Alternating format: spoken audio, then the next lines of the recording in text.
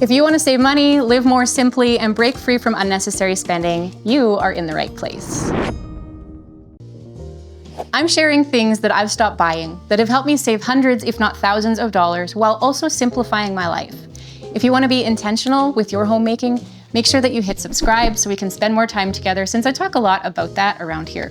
Also, let me know in the comments what you have stopped buying to save money or make your life a little simpler. I would love to hear your tips and suggestions. I try to be mindful about my spending, but there can be this subtle creep over time for even the most careful spender, I think. We can get lax, we end up wasting money on things that we don't even care about, things that don't make our lives better, and don't align with our values.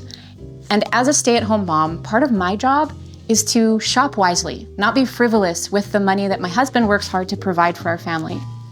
And ultimately, I know that it's God who provides for us, and I want to be a good steward of the resources that He blesses our family with. I want to be content with having enough instead of always wanting more.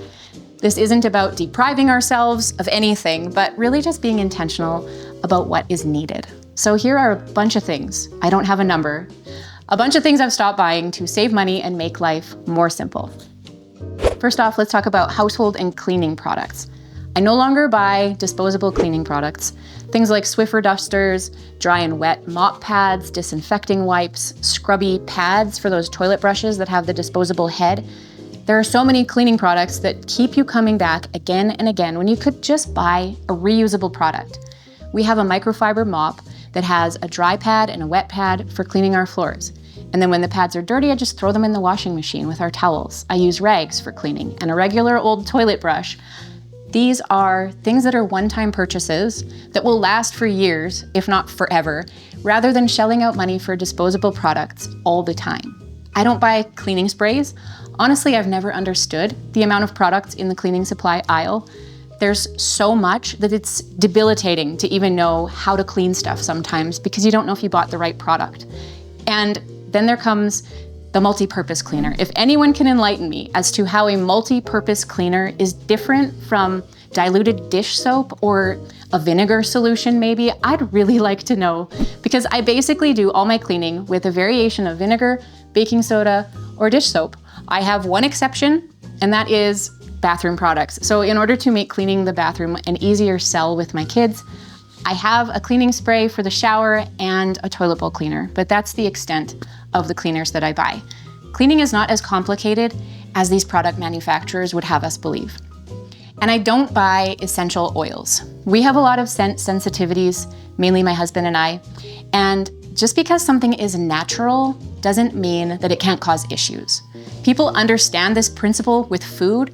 We know that natural foods do cause allergies and real health problems, but for some reason, most people think that natural fragrances couldn't possibly be harmful. They can be. And I tried using essential oils for a short time because I've found peppermint to be very helpful when I do have migraines, but I just didn't find other oils to be helpful. And it was honestly pretty stressful trying to find ones that would not make our health worse.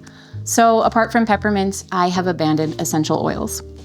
And as a bonus, I will mention a few things in this category that I have never spent money on. Things like fabric softener, air fresheners, dryer sheets, dish sponges.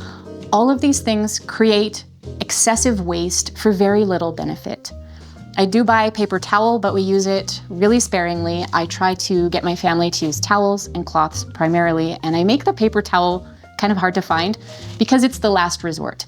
We can usually clean up a mess using a towel or a cloth and not reaching for the paper towel, but we do need it for bacon grease, so I do buy it. Next category is beauty and personal care products. So big surprise, I'm very low maintenance. I don't buy expensive skincare. Good cleansers and moisturizers, they don't have to be crazy expensive. There is no magic potion that is going to prevent you from aging. I'm sorry if this is the first time you've heard it, but aging is a gift that some people never get. And so my philosophy is I'm gonna take care of my skin, but I'm not gonna overthink it. I use what I like. I don't jump ship to try new products all the time. Skincare doesn't have to be complicated or expensive. To prove that point, I just need to look at my own grandma. She's in her 90s. She has some of the most beautiful skin, and apparently she's only ever washed her face with water. I also don't buy shaving cream. You just don't need it. It's kind of fun to lather it up, feels kind of special, maybe. I think so, but honestly, it's an unnecessary expense and something that is typically smelly. So I just learned to live without it because unscented shaving cream was pretty impossible to find 20 years ago. Now I can find it, but because I've learned to live without it, I just use conditioner or body wash. Those things work fine for me to help my razor glide on my skin.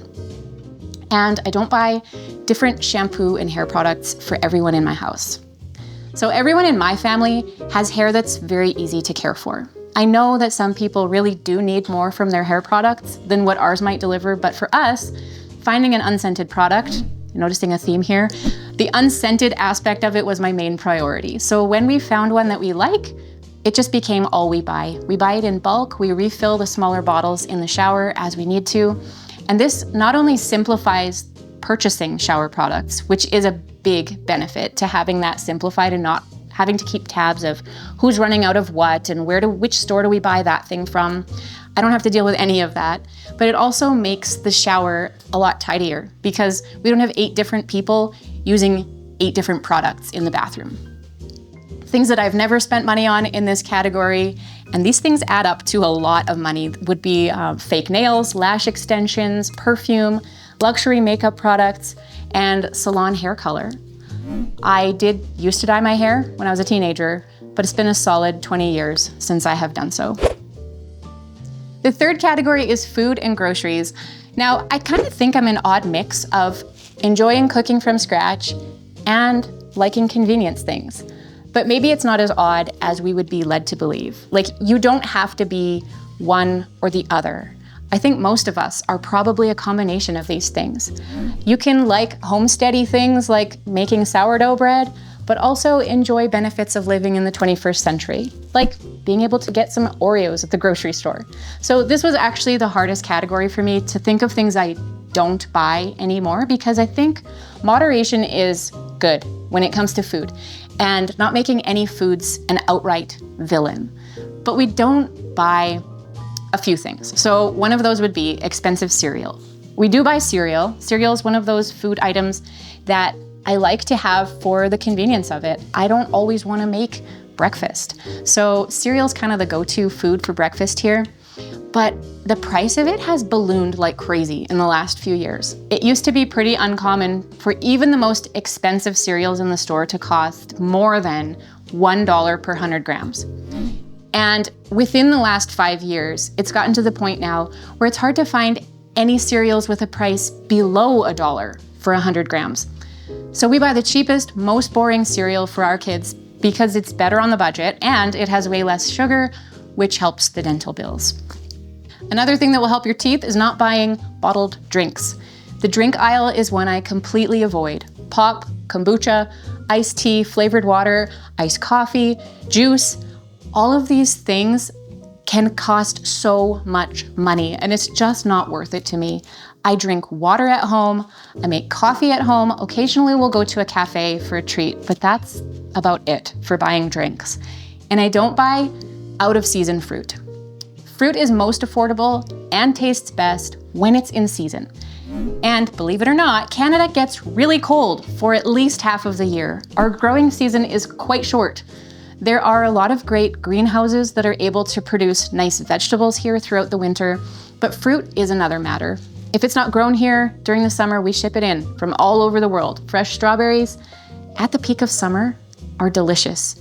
But the ones that they ship in here from 3,000 kilometers away in the middle of winter, they are definitely not delicious. They pretty much taste like straw and alcohol, and they cost 3 times the price that they do in the summer. So I stick to fruit that has traveled as short a distance as possible for the taste as well as for the price. Like I said, food is a difficult category to say I never buy a certain thing, but I've greatly limited my purchases for things like bottled water.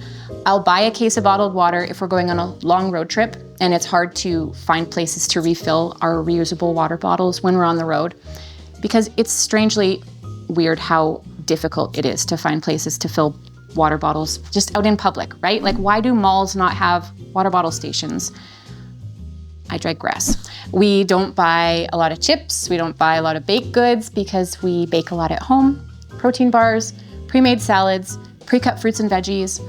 Finding alternatives to these things, doing that prep work yourself, it makes your groceries more affordable, but the treat or convenience of it is nice from time to time. Okay, last category, let's talk about clothing and shopping habits. I stay away from trendy fast fashion. Fast fashion brands, they seem cheap when you just look at the price tag, but the cost per wear is quite high because the quality is so low, right? These are garments that are not made to last because there's gonna be a new trend next week that they anticipate people going to the mall for again. Cheap clothes are generally gonna be made by people who are not paid a fair wage or working under good working conditions. The materials are low quality, they don't wash well, they're made to be disposable. These are the reasons that fast fashion is a hard pass for me. For myself, as well as for my family, we try to buy well-made clothes that are classic in style so they last for a long time. I try to buy things on sale when I can. I thrift good quality clothes when possible, and I just don't buy things for the sake of entertainment. I don't go to the mall for something to do. I don't care about keeping up with trends. I wear what I like. I like to be comfortable. This is what you get with me. I also don't buy shoes that I don't need. My feet used to hurt all the time. And then in 2018, I learned about barefoot shoes from my sister. So barefoot shoes give your toes room to spread out. That's called splay. And they have a thin sole so you can feel the ground as much as possible. And they have a 0 drop sole, meaning that there's no height difference from your heel to the ball of your toes, because most shoes, even if you think you don't wear heels, your heel is going to be elevated. And having that 0 drop gives you better function throughout your body, better proprioception, there's a nice word for you, go look it up, and better body mechanics. So the vast majority of shoes that are made to fit a certain fashion aesthetic with pointy, cramped toes, they're not really made for feet. They're made for fashion. But since switching to barefoot shoes, I very rarely have problems with my feet anymore. I started with myself, replacing my shoes with barefoot shoes, but now most of my family has switched to barefoot shoes too. We buy shoes when we need them, and then when trends change, we don't care. We have shoes that are comfortable, and no, they don't look like clown shoes, in case anyone was wondering. Another thing I don't buy is home decor just because. Like, I like things in our house to look nice, but I also like for our house to feel special to us. And much like fast fashion, fast home decor has really become a problem. There is no end to the amount of trendy home accents available today, but so much of it is poorly made, produced under bad working conditions, and meant to be disposable when the trends change, right? I decorate our house for us and not to live up to some standard I found online. And when I do think about buying something, I really think about it to make sure that it's something I actually want to spend our money on. Or if we could use a cheaper thing or use what we already have. When I say a cheaper thing, I don't mean going to buy a lower quality item. I just mean finding a way to deal with the problem in a cheaper way. Finding cheaper alternatives to things you normally buy can save you a lot of money, but eliminating expenses entirely will save you even more. It allows for more financial freedom and less stress, and I think we could all handle a bit of both of those, right? In addition, eliminating unnecessary spending will help your home to be less cluttered, and really, who couldn't do with that too? In a world made to keep us buying and buying and buying, it takes real effort to slow down, find a different path, but it really is possible. I'm saving money, my home is less cluttered, and I feel more content with what I already have. It also really helps me to remember that our money is actually God's money, and I want to glorify Him with how I spend it and what I spend it on. I hope this gave you some inspiration for simplifying your life and saving money. So if you found it helpful, would you please hit the like button? It helps me out. And also leave me a comment letting me know something that you've stopped buying.